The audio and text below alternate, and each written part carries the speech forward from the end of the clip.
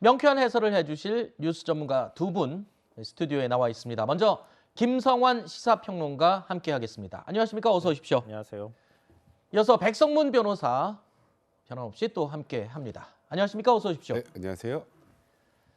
안철수 인수위원장의 최측근이라고 할 수 있는 이태규 국민의당 의원이요. 대선 당시 윤석열, 안철수 단일화를 이끈 실무 책임자로 유명하죠. 자, 윤석열 정부 1기 내각 입각이 유력하게 거론되기도 했던 인물이기도 한데 그런데 어제 돌연 인수위에서 사퇴를 선언했습니다. 그 배경을 두고 말이 많이 나오고 있는데요. 윤석열 당선인과 안철수 위원장의 공동정부 구상에도 혹시 이상 기류가 생긴 것 아니냐 이런 관측까지 나오고 있습니다. 윤석열 당선인 측은 갈등설에는 선을 명확하게 긋고 있습니다. 이태규 의원님하고 저는 이 정권 창출 또 이 정권에 대한 참 무한한 책임을 가지고 있고요.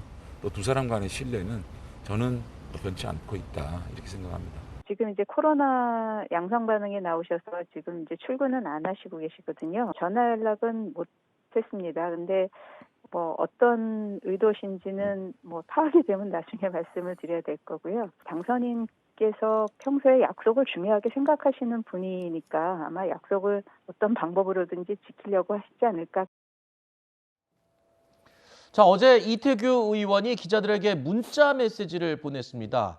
인수위원직에서 사퇴한다라는 뜻을 밝혔는데요. 동시에 입각 의사도 없다는 뜻도 함께 밝혔습니다.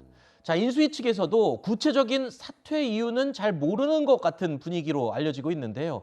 이틀 전에 발표됐던 윤석열 정부 1차 내각 인선에 안철수 위원장의 추천 내용이 반영이 안 된 점이 영향을 끼친 게 아니냐는 분석도 나오고 있어요. 일각에서는 이태규 의원이 행안부 장관을 좀 하고 싶어하는 생각이었는데 그게 반영이 안 된 게 불만이 아니었냐 이런 분석까지 지금 나오고 있는 상황이거든요. 근데 어느 것도 사실은 명확한 건 없고요. 그렇죠. 그것도 이태규 말만이죠. 의원이, 본인 스스로가 밝히지 않았기 때문에 네. 그렇게 얘기는 하고 있는데 일단은 그러니까 본인이 입장을 밝힌 거 보면은 나는 뭐 입각을 생각하고 있지 않다 이렇게 얘기했거든요. 누가 물어보지 않았는데 자기가 스스로 대답을 한 거예요.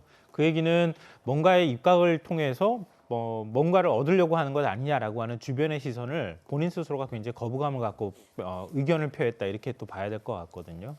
네. 근데 지금 행안부 장관 말씀하셨지만 제가 기사에서 찾아본 것만으로도 한 3개 부처 장관은 지금 후보 물망에 올라 있더라고요. 네네. 뭐 그거 하나만 이제 특정할 수는 없는데요. 흘러나오는 얘기로는 행안부 장관 쪽에 좀 관심이 있었던 거 아니냐 이렇게 네. 얘기를 하고 있는데 비정치인을 좀 원했다 당선인이 이제 이런 얘기는 있습니다.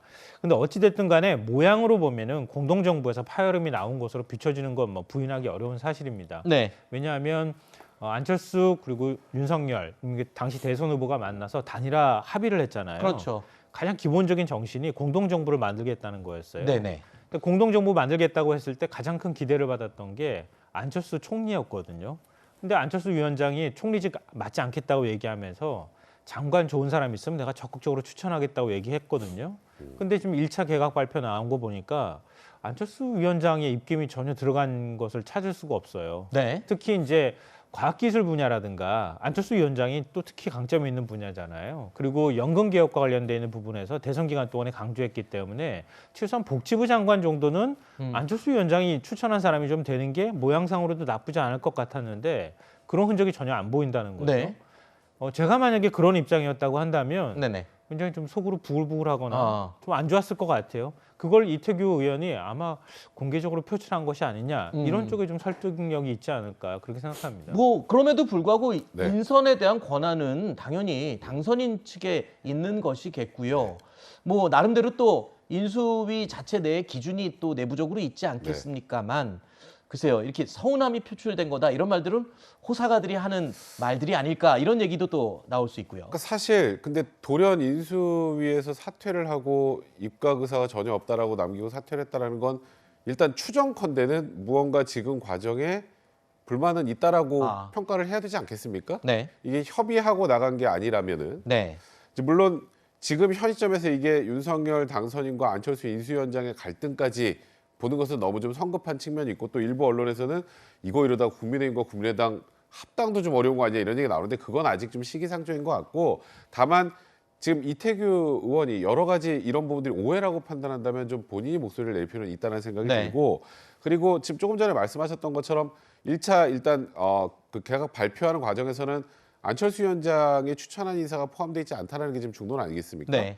근데 안철수 위원장은 이에 대해서 결국 인사에 대한 책임을 지는 건 당선인의 몫이고 아하. 그렇기 때문에 당선인의 판단에 따른 것이다라고 얘기는 하고 있습니다만 네. 사실 조금 전에 말씀하셨던 것처럼 공동정부론을 생각을 해본다면 안철수 위원장의 인사라고 생각되는 사람들도 내각에 들어가는 게 어찌 보면 더 당연한 모습이란 말이죠.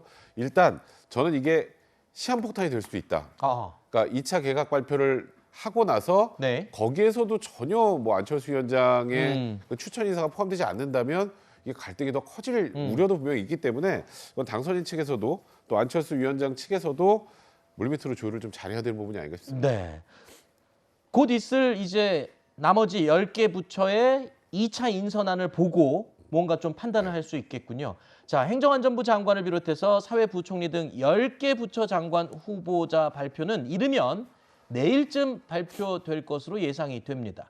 통상 인사청문회 마무리까지 3주에서 4주 정도가 걸리는 것을 감안하면 4월 말이나 아니면 다음 달 초에 국회는 그야말로 이른바 청문회 정국이 될 것으로 예상이 됩니다. 민주당은 벌써부터 현미경 검증을 하겠다며 잔뜩 벼르고 있습니다. 국민통합, 능력 중심의 내각을 구성하겠다는 윤 당선인의 약속은 온데간데 없고 윤핵관, 보은, 회전문 인사로 채워진 내각 명단을 국민 앞에 내놨습니다. 당선인 40년 친구라는 점 말고는 검증된 것이 없는 복지부 장관 후보자 윤핵관을 위한 윤핵관의 나라를 예고하고 있습니다. 벌써부터 정치권은 물론 언론에서도 많은 걱정들을 하고 있습니다. 오륙남이니 경육남이니 하는 말들이 나옵니다.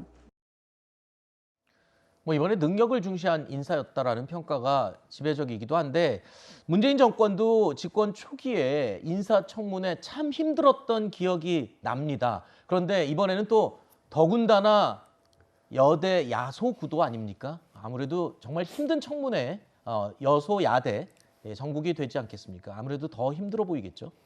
근데 참 정치라는 게 비정하기도 하고 그래요. 네. 5년마다 한 번씩 정권이 바뀌면요, 여당하고 야당이 완전히 뒤바뀌어서 이전에 여당이었을 때 요구했던 걸 야당이었을 때 또 얘기해야 되는 그렇죠. 이런 상황이 되는 거거든요. 뭐 한편으로는 문재인 대통령이 과거에 도덕성 검증 별도로 합시다 이렇게 얘기했을 때 국민의힘에서 받아줬으면 얼마나 좋았을까 하는 생각. 국민의힘 의원들은 아마 지금 그 생각하고 있지 않을까 싶은데요. 그러니까 민주당 입장에서는 이제 야당 대비 무대가 되는 거예요, 인사청문회가. 근데 무력한 야당의 모습을 보여줄 수 없잖아요. 그렇죠. 더군다나 170석이 넘는 의석을 갖고 있는데 네. 그냥 당선인에 일단 이제 새 정부에 협조한다고 하는 측면은 있겠지만 너무 이제 사실 어거지쓰면 안 되겠죠, 당연히. 네. 그렇지만 뭔가 질책하거나 아니면 견제하는 듯한 모습은 당연히 보여줘야 할 필요가 있을 겁니다. 그러니까 이번 인사청문회를 그냥 호락호락 넘어가기는 좀 어려울 것 같다 이렇게 생각하고요. 뭐 앞서 말씀 잠깐 나왔던 것처럼 과거에도 사실 고소영 내각이니 뭐 성시경 내각이니 캠코더 내각이니 뭐 이런 얘기 했었잖아요. 네. 이번에도 사실 그런 얘기를 들을 수밖에 없는 상황이긴 해요, 제가 볼 때. 왜냐하면 윤 당선이라고 너무 가까운 사람들이 네. 많이 들어가 있거든요.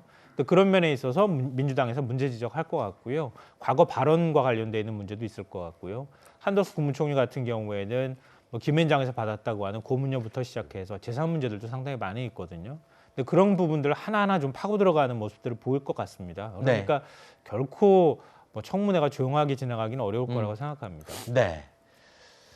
자, 국회에서 이루어질 청문회 아직 실이 좀 많이 남아 있습니다만 벌써부터 언론을 통해서 초대 내각 후보자들에 대한 과거 행적 검증에 대한 보도가 잇따르고 있습니다.